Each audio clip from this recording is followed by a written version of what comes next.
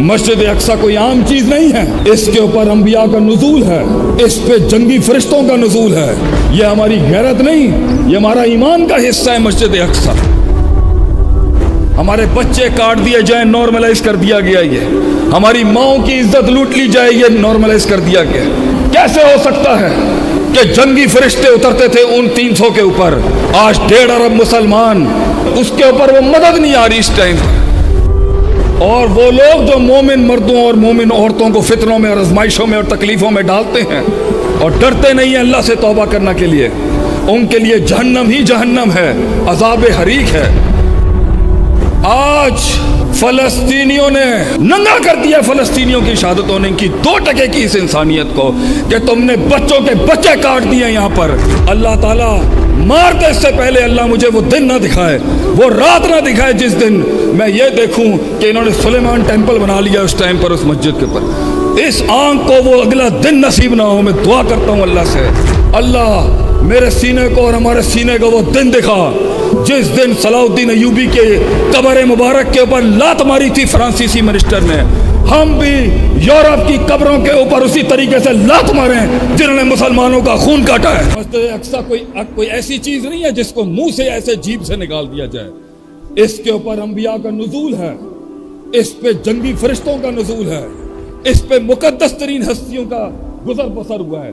یہ ہماری غیرت نہیں، یہ ہمارا ایمان کا حصہ ہے۔ مسجد اقصی اس کی عزت اور تکریم تھی، یہ ہمارا پہلا قبلہ رہا ہے اپنے دور کے اندر، اور یہیں سے جنگوں کا ابتدا ہونا ہے، یہیں سے وہ انقلاب آنا ہے جس نے مسلمانوں کے وہ راج اور وہ دور دینا ہے کہ بھیڑیا بھی ہاتھ نہیں ڈال سکے گا ایک مسلمان عورت کے اوپر۔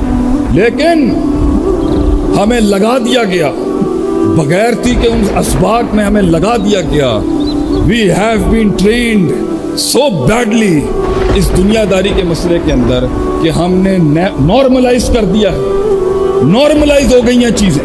نبی کی شان میں گستاخی ہو جائے، نارملائز کر دیا ہم لوگوں نے، سسٹم میں نارمل چیز ہو گئی ہے۔ یہ ہمارے بچے کاٹ دیے جائیں، نارملائز کر دیا گیا۔ یہ ہماری ماؤں کی عزت لوٹ لی جائے، یہ نارملائز کر دیا گیا۔ It is not a big deal. کہ غیرت ایمانی تو یہ کہتی ہے کہ میں ادھر چھرا اٹھا کے یا خود کو مار لوں یا اگلے کو مار دوں، لیکن آوازیں ایمان کیسے ہو سکتا ہے کہ جنگی فرشتے اترتے تھے ان 300 کے اوپر، آج 1.5 ارب مسلمان، اس کے اوپر وہ مدد نہیں آ رہی اس ٹائم پر۔ تو اس کا سب سے بڑا حل جو آیت کو ادھورا پڑھتے ہیں، پوری آیت نہیں پڑھتے، وہ سورہ نور کی وہ آیت ہے کہ جس میں اللہ فرماتا ہے وعد اللہ الذین آمنوا منکم وعملوا الصالحات لیستخلفنہم کما استخلف الذین من قبلہم، کہ میں تمہیں دنیا میں وہ راج پھر سے دوں گا، وہ اقتدار پھر سے دوں گا، وہ راج پھر سے دوں گا۔ وَلِيُمَكِّنَنَّ الَّذِي دِينَ الَّذِي ارْتَضَىٰ لَهُمْ، اور میں جس دین کو، جس آئیڈیالوجی کو، جس توحید کو، جس عقیدے کو، جس کے لیے میں نے نوح علیہ السلام کے دور سے جو شرک کا سلسلہ چلا، میں اس کو ختم کر کے توحید نافذ کر دوں گا۔ وَلِيُبَدِّلَنَّهُم مِّن بَعْدِ خَوْفِهِمْ أَمْنًا، اور ہم تیرے خوف کو، تیرے ڈر کو، ان دھمکیوں کو ختم کر کے امن میں بدل دیں گے۔ کیا شرط لگائی ہے پہلی؟ کیوں نہیں بتاتے ہم دنیا کو وہ شرط کیا ہے؟ یعبدوننی لا یشرکون بی شیئا، عبادت اس انداز میں کریں کہ شرک کا ایک قطرہ اس کے اندر نہ آ سکے۔ جب تک توحید دنیا میں نہیں آئے گی، جب تک توحید کی مینیفسٹیشن نہیں ہوگی، جب تک عقیدہ الوہیت اور الہ کا صحیح تصور نہیں اسٹیبلش کیا جائے گا، جب تک کہ لا الہ الا اللہ کی تفسیر صحیح نہیں پڑھائی جائے گی، جب تک وہ توکل، وہ خوف، وہ امید، وہ رجا، وہ دل اور زبان اور جسم کے سارے ارکان اللہ کو نہیں دیے جائیں گے، تب تک وہ انقلاب نہیں آ سکتا۔ لیکن امت کو جگانے کے لیے کبھی کبھی کمزور ہمارے جیسے انسانوں کو جگانے کے لیے اللہ کچھ خاص لوگوں کو چنتا ہے، آنکھیں کھلوانے کے لیے، ایمان جگانے کے لیے، غیرت دلوانے کے لیے اور احساس جگانے کے لیے کہ میں کیسے جی سکتا ہوں، میں کیسے جی سکتا ہوں اس زندگی کے اندر۔ تو اللہ نے فلسطینیوں کو ہر دور میں چوز کیا ہے، اصحاب الاخدود کی طرح۔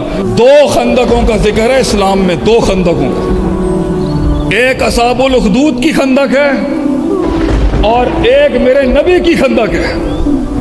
اصحاب الاخدود کے اندر ٹرینچز کھود کے خندقوں کے اندر وہ ایک بچہ جس نے اپنی قربانی دی، اللہم اکفنیہم بما شئتا کہتے کہتے قربانی دی اس نے اپنی، کہ وہ بادشاہ اسے مار نہیں پا رہا تھا، اس نے کہا میں تینوں دساں گا میں مارن دا طریقہ کی ہے۔ اس نے طریقہ بتایا، اللہ کا نام جو اس سوسائٹی میں لینا حرام تھا، یمن کے اس دقیانوس بادشاہ کی طرف سے، اس نے اللہ کا نام لیا، بچہ شہید ہو گیا، پوری قوم مسلمان ہو گئی، اس نے پوری قوم کو خندقوں میں جلا دیا۔ اور اللہ اس لمحے میں کہتا ہے ان الذین فتنوا المؤمنین والمؤمنات ثم لم یتوبوا، اور وہ لوگ جو مومن مردوں اور مومن عورتوں کو فتنوں میں اور آزمائشوں میں اور تکلیفوں میں ڈالتے ہیں اور ڈرتے نہیں ہیں اللہ سے توبہ کرنے کے لیے، ان کے لیے جہنم ہی جہنم ہے، عذاب حریق ہے۔ ان الذین آمنوا وعملوا الصالحات، اور وہ لوگ جو ایمان اور استقامت اور صبر کے ساتھ شجاعت اور بہادری اور دلیری اور غیرت کا درس دیتے آئے، اپنے آپ کو توحید پہ ڈٹے رہے، شرک کی نفی کی اور کفر کے آگے کھڑے ہو گئے، لہم جنات تجری من تحتها الانہار ذالک الفوز الکبیر۔ It is not just a success, it is indeed a great success۔ جسم جل گیا، تن کٹ گیا، آبروئیں لوٹ لی گئیں اور مکان چھن گئے، علاقہ چلا گیا، جان چھین لی گئی، لیکن اللہ وہاں فرماتا ہے ذالک الفوز الکبیر، ان کے ایمانوں نے علاقے مسلمان کر دیے۔ اور دوسری غزہ کی تکلیف سے جو آج ہمیں یاد آتا ہے، میرے نبی کا خندق کا 1 مہینے کا وہ محاصرہ، 10,000 لوگ کھڑے ہیں، 10,000 people are standing، کفار اور ہر نسل کا کافر پہنچا ہوا ہے میرے موحد نبی کو مارنے کے لیے، شہید کرنے کے لیے۔ 3,000 کی صحابہ کی جماعت ہے، کھانے کو کچھ نہیں ہے، انٹائر میسیکر ہیپننگ، کھانا نہیں ہے، بھوک ہے، پیاس ہے، شاہ ابی طالب سے بھی مشکل اور خطرناک حالات ہیں۔ 1 مہینے کے اس محاصرے کے اندر آپ کو غزہ کی جھلک دکھے گی کہ جو آج آپ کو وہ تنہائی محسوس ہوگی جو آج غزہ کے لوگوں کی ہے، کہ پورا ویسٹرن میڈیا بغیرت بنا ہوا ہے۔ میں امریکہ سے پڑھ کے آیا ہوں، میں نے سن 2000 میں وہاں یونیورسٹی آف ہیوسٹن میں پڑھا ہے۔